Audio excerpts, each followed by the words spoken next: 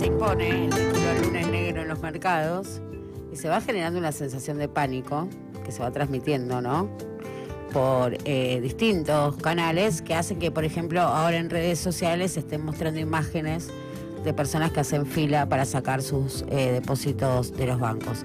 Hay una experiencia histórica vívida reciente que enciende estas alertas. Alertas que son, digo, en parte justificadas porque hay que explicar una cosa.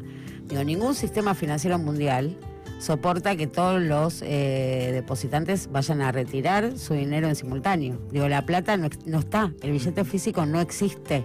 Pero no existe en Argentina y no existe en ningún sistema financiero. Es cierto que cuando se empieza a operar con reservas negativas, en la medida en la que vos cruzaste el umbral de pasar de tener positivas a negativas, estamos hablando de las netas, no de las brutas, porque las brutas, una vez más, es fungible, digo, son infinitas. Real, porque uno dice, bueno, ¿hasta cuándo puedes seguir vendiendo dólares si está negativo? Bueno, son los depósitos, es la parte de los encajes, es el 30% de los depósitos que se está utilizando, pero no lo hace este gobierno, lo hacen todos los gobiernos y es un poder de fuego y se puede entender como una herramienta de política macroeconómica. Dicho esto, bueno, en paralelo están las subjetividades, ¿no? Cuánto de cierto, digo, estamos hablando de imágenes que circulan en las redes, pero es también dato que en todos los portales y en todos los canales de televisión están dando cuenta de los derrumbes de las bolsas a nivel mundial y eso preocupa a quien tenga algún ahorro metido en el sistema financiero y puede generar estas situaciones. En paralelo hay dos frentes abiertos, pues tenemos el contexto externo, que por supuesto no es favorable para ninguna economía porque los aranceles fueron repartidos masivamente, digo, con excepción de Canadá y México, porque están enmarcados dentro del NAFTA y hay que ver también ahí todo el recorrido que le espera a ese tratado de libre comercio que va por un carril paralelo. Lo cierto es que además esto de las cadenas de valor distribuidas a lo largo del mundo impacta en todas las cadenas de valor y genera, en primer lugar, un desorden de precios inconmensurable. Porque, como decimos, se va fabricando por piezas, entonces hay que volver a establecer cómo son las estructuras de costos de estas cadenas globales. Digo, fue realmente el anuncio de Donald Trump modificó las reglas del juego del comercio exterior y esto es economía real.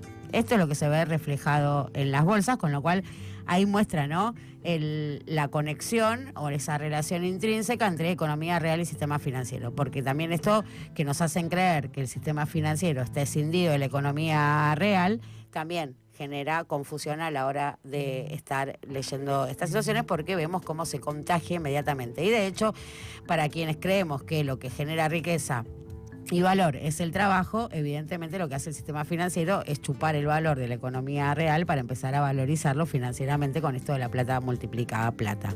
En ese conjunto de la economía, sí, por supuesto las pérdidas son tremendas. Vimos una bolsa japonesa que se derrumbó, llegó a tocar el 9%. Hoy la bolsa, los futuros en Wall Street también se derrumban. Podemos dar los porcentajes, van entre el 4 y el 7%, todas las bolsas que están abiertas en este momento. Hay una excepción que es interesante, que seguramente podamos conversar con un especialista para que nos explique, que es el S&P, que se está vinculado al Standard & Poor's, pero es un colateral porque es el S&P VIX, así se llama, un segmento del mercado bursátil norteamericano, que está mostrando alzas del 7%. Solo, digo, ves todos los paneles en rojo, sí. Es un colateral de la bolsa de Wall Street. Okay. Digo. A ver, para explicar también esto cómo funciona. Los instrumentos financieros por sus características se operan en diferentes mercados. Vamos a contarlo en el local. En el local vos tenés el mercado de bonos, básicamente títulos del tesoro, básicamente bonos públicos, que se comercializan en el Merval, donde también operan otros instrumentos financieros. Si vamos a acciones de las empresas, básicamente esas las encontramos en el BIMA. Todos mercados privados, todos estos son mercados privados.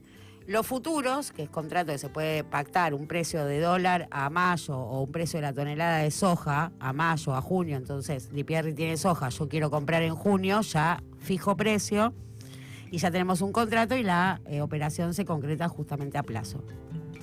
Ese es el de futuros. Cada mercado opera con sus características. En Wall Street operan también varios segmentos. Digo, hay tanto instrumento financiero del derivado, que por supuesto son derivados y reaseguros. ¿Cómo va funcionando? Bueno, si me falla este papelito, tengo este reaseguro que va a pagar la pérdida de este papelito y si no tengo aquel otro y se va encadenando.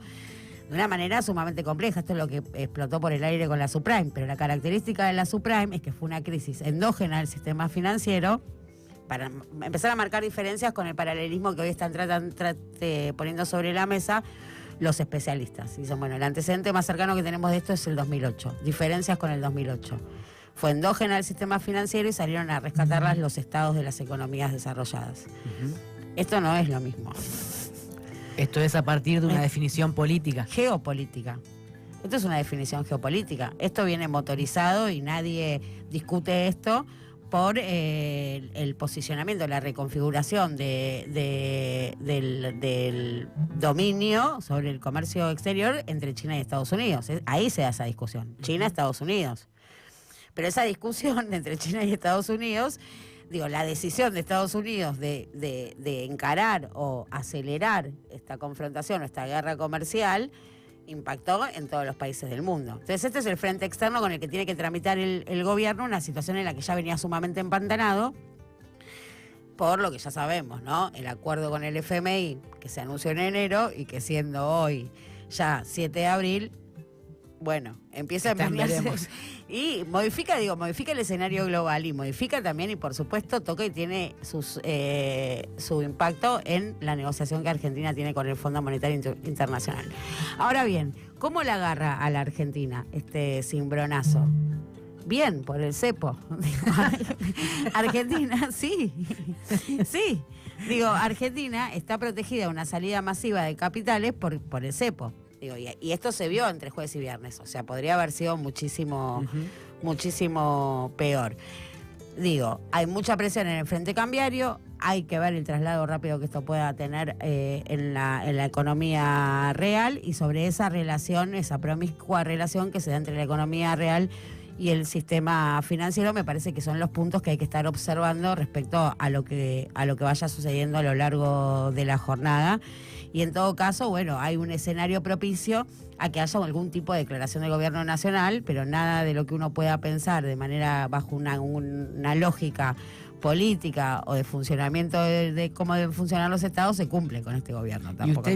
Y usted que viene siguiendo el tema de la negociación con el FMI, ¿qué pasó con esa supuesta intervención de algunos actores que están diciendo que lo que plantea Claver Carone es que tiene que deshacerse de la deuda o el swap con China-Argentina? Bueno, ahí marca claramente cómo se modificó, ¿no?, el escenario para la Argentina a partir de las declaraciones de Donald Trump. En primer lugar esto, ¿no? El enviado para América Latina, que es Maurice Claver Carone, con un viejo conocido para la Argentina, lo estuvimos conversando con Goldman el viernes acá. El planteo es muy claro en tanto y en cuanto condiciona el préstamo del FMI a que Argentina pague un swap imposible de pagar porque son 17.000 millones de dólares. Lo que sí preocupa es el próximo vencimiento, que es de 6.000. O sea, cuando se lo renovaron a Milei el año pasado, se lo renovaron por 12 meses, fue en junio, y lo que tiene que pagar es la parte que ejecutó Sergio Massa, los 6.000 millones de dólares del total del swap, que son 17.000. Imposible de pagar, digo, no hay cuenta que te cierre para pagar eso. Pero lo interesante, más que el pronunciamiento de Maurice Claver Carone, es pensar cuánta incidencia tiene Estados Unidos, este gobierno de Estados Unidos, y qué interlocución tiene con el Fondo Monetario Internacional, porque a partir del anuncio de Donald Trump hubo una respuesta de Cristalina Georgieva y fue una confrontación a cielo abierto, donde apuntó contra Donald Trump y dijo, hermano, esto implica un enorme riesgo global. No le dijo hermano, pero sí riesgo global. Digo, esto implica una exacerbación del riesgo. O sea, el FMI, rechazó las medidas de Donald Trump abiertamente, y si hay una confrontación entre el FMI y el gobierno norteamericano, bueno, ahí estamos, justamente, ahí hay una muestra de la ruptura del orden de Bretton Woods, claramente. Porque el FMI se creó con eso. La dominancia de Estados Unidos en el Fondo Monetario Internacional no estaba discutida hasta el día de hoy, y hoy está discutido esto. Estados Unidos todavía no nombró director de Estados Unidos en el fondo, o sea, no está ocupando su silla, que es la que ejecuta el 16% que le da poder de veto. Con lo cual, ¿cuál es el interlocutor entre Estados Unidos, entre el gobierno de Estados Unidos y el FMI? ¿Cómo se posiciona ese director frente a una España, una Alemania golpeada por los aranceles? Digo, China forma parte del directorio del Fondo Monetario Internacional y Francia, que nos había apoyado la semana pasada a partir de un pronunciamiento de Emmanuel Macron, bueno, ahora está saliendo a pelearse con Estados Unidos. Entonces, Argentina juega con Estados Unidos, ¿cómo queda parada frente a Francia? Digo, el desorden geopolítico que produce desordena al FMI. Y tener un FMI desordenado hace que se dificulte muchísimo la negociación con Argentina, siendo además países muy reticentes. Digo, ahí la carta en Estados Unidos. Si te quedaste sin Estados Unidos, porque aparte Estados Unidos tiene realmente un desdén por los... Digo, no, Estados Unidos, el gobierno de Donald Trump, y abiertamente Donald Trump dijo en campaña que iba a salirse del FMI, y parece que sí, porque no mandó un director todavía.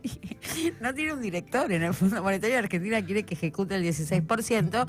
Bueno, con eso sí, claramente estamos ante un antes y un después en el ordenamiento económico de Occidente, y esto también hay que decirlo porque no es mundial, es de Occidente. No podemos ver qué está pasando ahora desde China, que me encantaría, digo, pensarlo desde China lo que está pasando ahora. ¿China no es el mayor tenedor de bonos de Estados Unidos? Ahí está, esa es una buena pregunta para hacerle a un especialista. Vamos a llamar a alguien que sepa de esto. Por favor. Dale, dale.